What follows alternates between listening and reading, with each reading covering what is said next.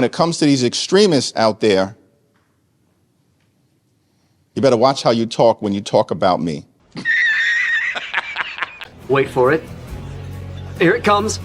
El Haquemo Jeffrey says, mucho retardo, mucho retardo. Anyway, muchas gracias, amigos. You better watch how you talk when you talk about me.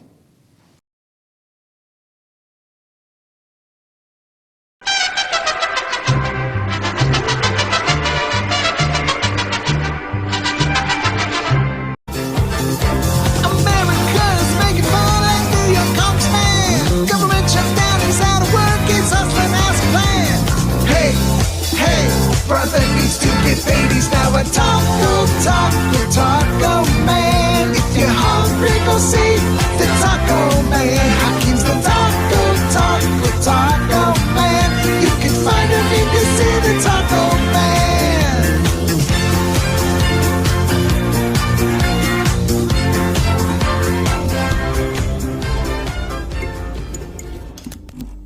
Just be honest with me here. When you first saw that meme involving excrement being deposited on you, did you laugh?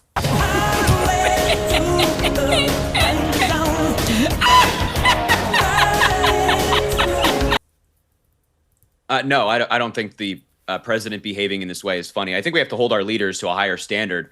That's something that you typically see in my Twitter comments from like some MAGA boomer who spends their time making AI videos all day. It's not something you'd really hope to see from the president of the United States, but alas, we are here. This is the guy leading our country. He's not serious. And I don't actually think he cares about anybody but himself. And I think he's more interested in social media beef with a 23-year-old, as the vice president is, than he is in leading the country. What do you mean by that? I mean, you managed to say all that with a completely straight face, but your side have done endless, incredibly mocking, humiliating memes about Trump. I mean, you'd accept that. Like what? Well, I mean, I could get literally 1,000 if you gave me half an hour to find them. I mean, it's not a secret. Can you give me a couple examples from like high-ranking Lebanese? Well, it's not a secret that the left do memes about Trump, right? Can you give me some examples from high-ranking Democrats that are similar to this? Well, okay, let me flip the question around. Are you saying there have never been any mocking memes of Trump by anybody on the left in America? No, that's not what I'm saying at all. I'm asking for like high-level prominent Democrats who might be in a similar position to Trump. Well, Gavin Newsom has done a lot of memes on Trump. I mean, do you distance yourself from those? Has he done an AI video of dropping feces on the American people? Well, that's a question of taste, but he does mocking memes of him, yeah. Right. I mean, I think taste is a big point here. And I think objectively, Gavin Newsom, like mocking Trump on social media or posting like AI photos of himself or something like that is vastly different than Trump pooping on Americans, including myself. We do not care. Warning, what you're about to see are liberals acting nuttier than squirrel turds. Pray for them, y'all. But it starts with that anybody who's progressive is for open borders. Well, some people are. Well, I'll tell you that Democrats are not for open border. It's the biggest piece of dog shit. I would, in fact, make sure we immediately surge to the border. All those people surge to the border, surge to the border. More than 7 million people, that's how many foreigners have entered this country without permission or documentation. I'll tell you that Democrats are not for open border. What's wrong with you people? I mean, we had a real problem, and we needed to do something about the border. But now we need to do something about the people who work for you and work for other people who are here and law-abiding. What? I don't think you have the facilities for that, big man. Democrats want everything free. I work for it. I didn't get anything free. This isn't even your country, though. But I adopted it. I've lived in this country more than my own native country. So this is America. Is my home now. You don't want to fly a flag out of Vietnam? For what? They're communists now. You crazy? You don't want to sit in your ass and get the government and pay for it. I worked all my life, so now I have my pension. I worked for it. I don't get anything free. So you want to get something free, go to a communist country. Don't stay here. Yeah, boy. I'm confused. I thought he hated immigrants, so why did he marry one?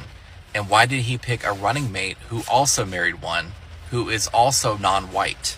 And I thought he hated women, but why did he give the first ever woman the chief of staff title in the history of the United States and also give women top positions in his administration? I thought he was supposed to start World War III, not stop 8 wars in 9 months. I thought we were under a dictatorship, so why is everyone free to say whatever they want and protest whatever they want?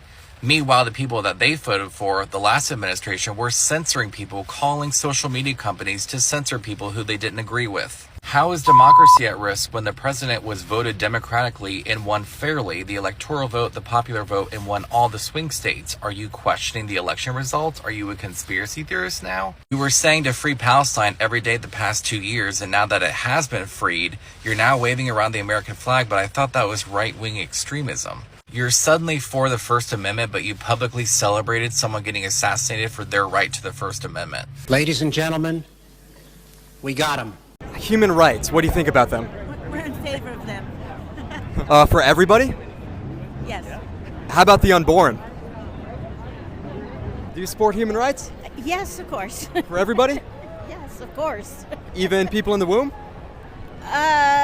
Well, it all depends on if they're actually a baby or not. Science says they are. Well, it depends on what science you're talking about. 96% of all biologists, according to the NIH. Thoughts on human rights? I'm all for them. Yeah, me too. Especially now, right? Yeah. For everybody, right? Yeah. Yeah. Even the unborn? An unborn what? Unborn in the womb. No. Yeah, no rights for them. Thoughts on human rights? That's what we're here for. For everybody, right? Yes. Including the unborn? No. Everyone has autonomy to not be killed, I think. Freedom means choice. Stop it. Get some help. She called you deplorable, and you say? Well, with all due respect to my predecessor, she is one of the main culprits of the greatest cover-up and scandal in American history.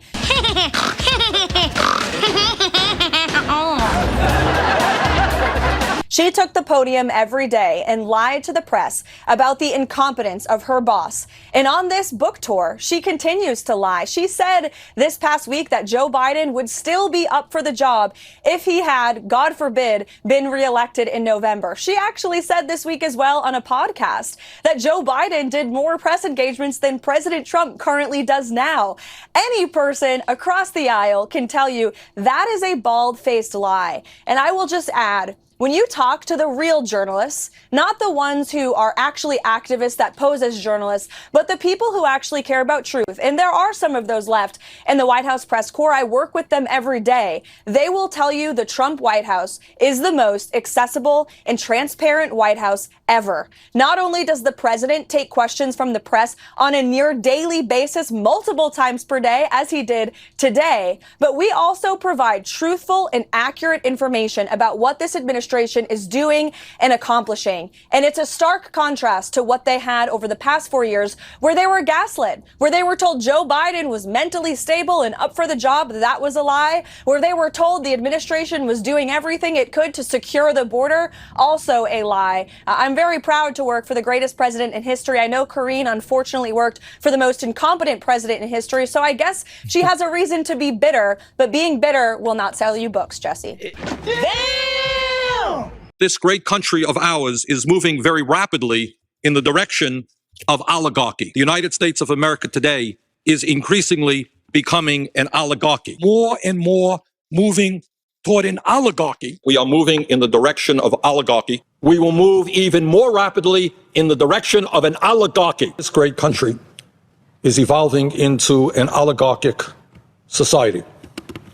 It is called oligarchy, and that is the system we are rapidly moving toward. This is a budget that moves our country rapidly into the direction of oligarchy. A handful of billionaires are moving this entire planet toward an oligarchic society. Start off with the bad news, which is pretty bad, and that is that under Donald Trump, this country is hurtling rapidly toward oligarchy. We don't do that here. Cast my no vote Because ain't nobody come at me and ask me what the people in my district need. Right. They didn't ask me what would look good for those in South Dallas. They didn't ask me about that. So listen, I got people that I serve that are counting on me to do their work and to be their voice and not work for him. I don't work for him. He can't hire me. He can't fire me. The people that elected me in Texas 30 did. So unless you want to have a conversation with me about the priorities for the people in my district, baby, you're not getting this vote. Listen, he can do whatever he wants to do, but this will be on the Republicans. I need people to tune in and learn how to count and learn who controls what. If you want things to function, maybe put the Democrats back in control. Sorry. Now, I know people got beef with the Democrats not being as aggressive as we should have been, especially since we got him over here just running ramshot over everything. We have to keep winning. We have to win more. But at a very minimum, you can always count on there being level-headedness and responsibility when it comes to Democrats. Because they care about federal workers. They care about our constituents and making sure that those services are still available, because when the government shuts down, then that impacts our constituents directly. It does. A few moments later. They voted to raise taxes on millions of hardworking Americans at the worst possible time. They have voted against reducing fraud, waste, and abuse in government, and they have now voted, collectively, Democrats in Congress have voted 12 times to keep the government closed down. But it doesn't stop there. The Democrat shutdown is a glaring example of just how far the Democratic Party has strayed from common sense. Remember the simple truth here. It was over a month ago now that we passed, the Republicans passed the clean, short-term, continuing resolution. It's nonpartisan. No gimmicks, no tricks, no riders, no partisan Republican policy priorities added to that. It's 24 pages in length, as we've discussed so many times, and it is very, very simple. Why? Because it was a very simple good faith effort on our part to preserve our ability to keep negotiating on the full year funding bills. And of course, the other big issues facing the American people. And they basically want to undo the rightfully passed big, beautiful bill that the Republicans signed into law. That is what this whole effort that they are making. And yes, it's about healthcare, but there's also all kinds of pork actually that is in this bill. There's $3.9 million for LGBTQI plus democracy grants in the Balkans, $13.4 million for civic engagements in Zimbabwe, $2.9 million for desert locust relocation in Africa. And they're the ones who have time and time again, now after 11 votes, been unwilling to work with the GOP. Just to be clear, you won't meet with them until the government's open. The government has to be open, yeah. The government has to be. You know how long it would take for them to do that? Just say, okay, government's open, that's it. There is nothing. How long They're do you not think this could negotiating. go? What they're doing is saying they lost the negotiation, and when we got the great big beautiful deal done, they lost that negotiation. Now they're saying, well, we want to get some of the things we lost. But the problem is the things they lost are very bad for our country. We don't want to have people come over from all over the world, from prisons and all, and have them have their health care paid for. We want to take care of people that are American citizens and all. So they want $1.5 trillion of money to be wasted and jeopardize the health care of other people. We're not going to do that. So I would love to meet with them. We want the country open first.